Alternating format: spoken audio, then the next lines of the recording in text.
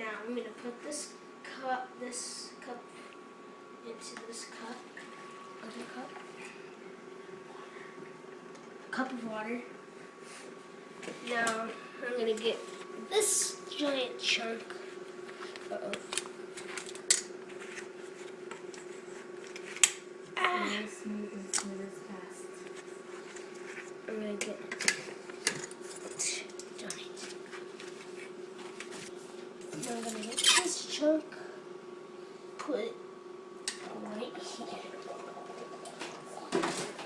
Now I'm going to put this fan right about there.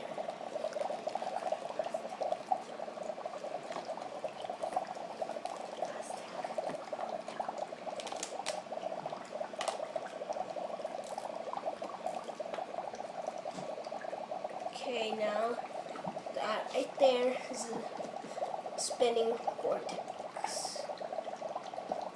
Now what's happening is a rolling fan.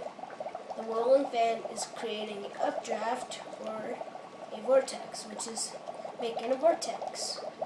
This can pull air from the bottom of the container out at the top of the plant saucer. This dry ice is made out of carbon dioxide.